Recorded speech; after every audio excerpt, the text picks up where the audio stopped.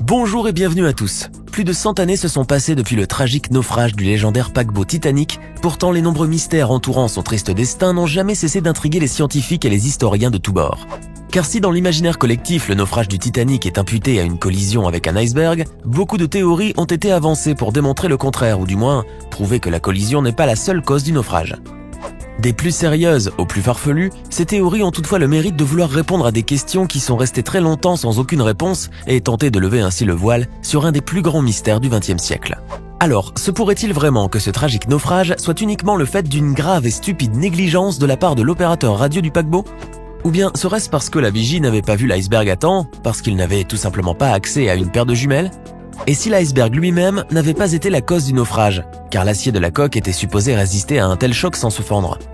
Beaucoup de questions en désordre auxquelles aujourd'hui nous allons tenter de répondre, car nous nous intéressons aux vraies raisons qui se cachent derrière le tragique naufrage du Titanic. On commence.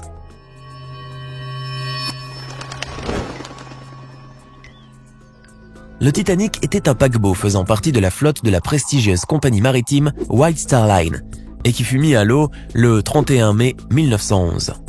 Le gigantesque navire était long de 269 mètres, large de 28 mètres et haut de 53 mètres, de la quille aux cheminées, pour un poids total de 46 000 tonnes, sans compter bien sûr le poids du somptueux mobilier embarqué à bord. Avec ses mensurations extravagantes, le Titanic avait réellement de quoi faire la fierté de ses concepteurs, puisqu'il était à cette époque le plus luxueux et le plus grand paquebot jamais construit par l'homme. Ce n'est donc pas vraiment surprenant que son inauguration ait fait se déplacer plus de 10 000 personnes venues assister à une nouvelle merveille de la technologie maritime moderne. 10 jours plus tard, à 12h15 très précisément, le Titanic fera démarrer ses machines en vue d'entreprendre son voyage inaugural de Southampton en Angleterre. À son bord se trouvent 1845 personnes, dont 953 passagers et 889 membres d'équipage, tous extrêmement ravis de faire partie de cette incroyable aventure moderne. Pourtant, et au beau milieu de tout ce tohu-bohu provoqué par l'appareillage de l'immense bateau et la frénésie des passagers et leurs familles restés à quai, le capitaine du Titanic, Edward John Smith, remarque qu'aucun bateau présent au port n'a lancé ses sirènes en hommage. Car comme l'exige la tradition maritime séculaire, un nouveau navire quittant un port doit être obligatoirement salué par les autres bateaux présents, au risque de se voir touché par la terrible poisse des océans. Le capitaine Edward n'était pourtant pas au bout de ses peines, et malgré son sang-froid de vieux loup de mer endurci, un autre incident vint raviver les vieilles superstitions qui étaient profondément enfouies dans sa mémoire de marin. En effet, à peine les énormes hélices du Titanic avaient-elles été actionnées, qu'elles causèrent un gigantesque remous qui fit rompre les amarres d'un autre paquebot, le City of New York. Ce dernier dériva dangereusement vers le Titanic jusqu'à une distance de moins de 2 mètres, manquant de très peu de le heurter et de causer une véritable catastrophe.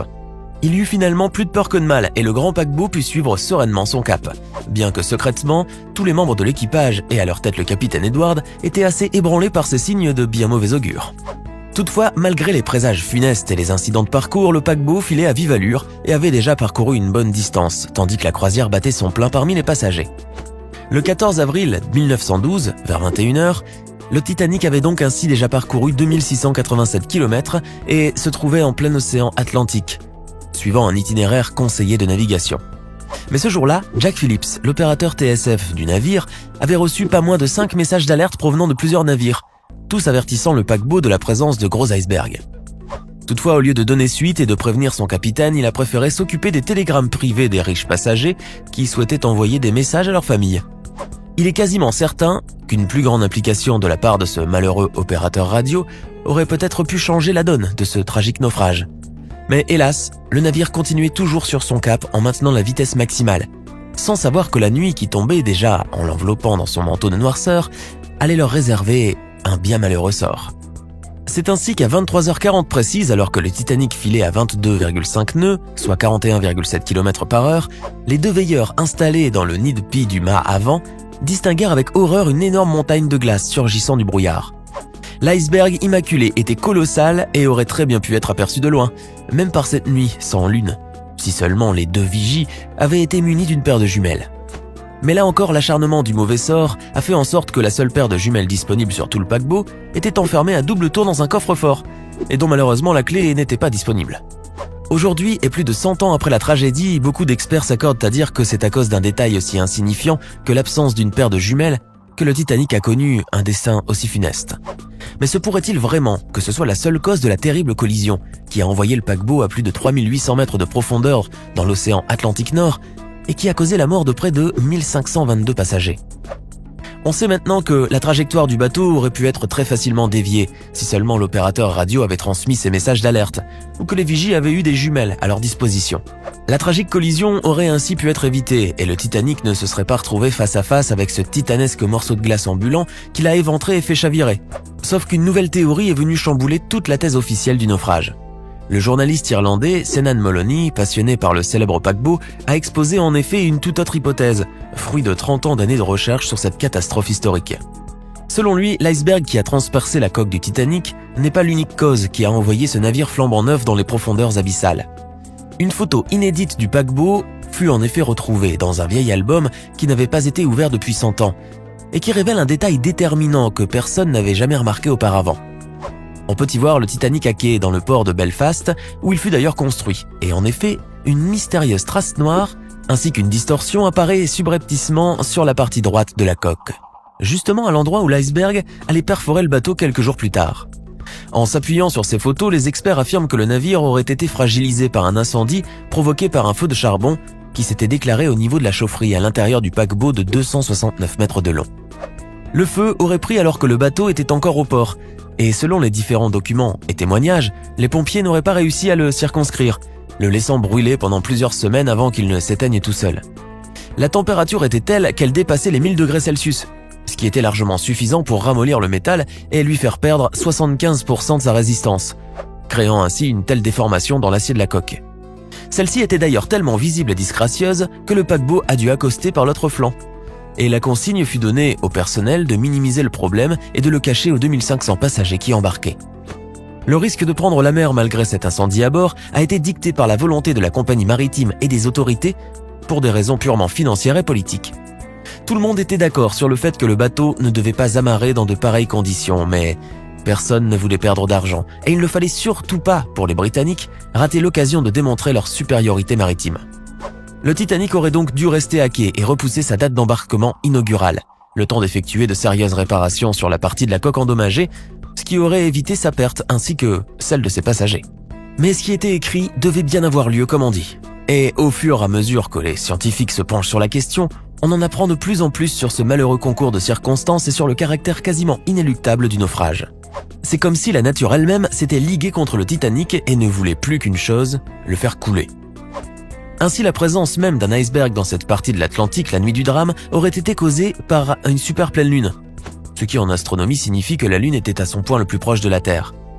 Et prenant en compte l'activité lunaire sur le système des marées sur notre planète, cette étonnante proximité Terre-Lune ne se passe jamais sans occasionner de graves conséquences. Ce phénomène extrêmement rare et dont la dernière manifestation, remontée à l'an 796, et qui n'aura probablement plus lieu avant l'année 2257, aurait peut-être ainsi créé des marées si fortes qu'elles auraient entraîné toute une armada d'icebergs vers le sud, sur le chemin de la traversée inaugurale du Titanic. Mais malgré tous les récits des survivants du drame et de leurs secouristes, malgré toutes les enquêtes et les documentaires, et malgré aussi tous les signes funestes qui ont accompagné sa traversée, le Titanic conserve une grande part de mystère qui est toujours enfouie dans les profondeurs abyssales de l'océan Atlantique. Beaucoup de rumeurs n'ont jamais été prises au sérieux, bien que relatées par plusieurs sources et publications sérieuses, sans doute parce que leur côté paranormal et étrange les faisait paraître indignes d'être discutés. On dit ainsi que beaucoup de navires allaient vivre plus tard des moments très difficiles, juste dans la zone du naufrage, et observer plusieurs anomalies. Il a longtemps été dit que John Jacob Astor IV, le passager le plus riche du Titanic et qui revenait d'un voyage de noces en Égypte, aurait rapporté avec lui une momie dans la cargaison du navire. Cette dernière, dérangée dans son repos éternel, aurait jeté une terrible malédiction sur le paquebot, attirant sur lui la colère de Poséidon. D'autres faits sont aussi passés sous silence, telles ces apparitions d'un paquebot titanesque recouvert d'algues observées en 1913 par le commandant du Lucilius dans l'Atlantique Nord, ou l'encerclement en 1935 du Titanian, un navire anglais, par des icebergs surgis de nulle part.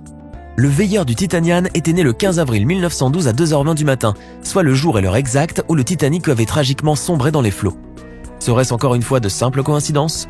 Nul ne pourra peut-être jamais le savoir, mais toujours est-il que le naufrage tragique du Titanic restera ancré dans la mémoire humaine collective comme l'un des pires accidents marins de tous les temps. Et sans jeu de mots, le peu de vérité entourant ce désastre, et que nous connaissons jusqu'à aujourd'hui, n'est que la partie émergée de l'iceberg. Et beaucoup reste donc à découvrir. Alors, que pensez-vous des vraies raisons qui ont causé le tragique naufrage du Titanic? Pensez-vous que toutes ces nouvelles théories soient réellement plausibles?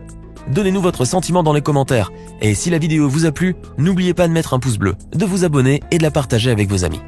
À demain, même heure, même chaîne, pour une nouvelle vidéo.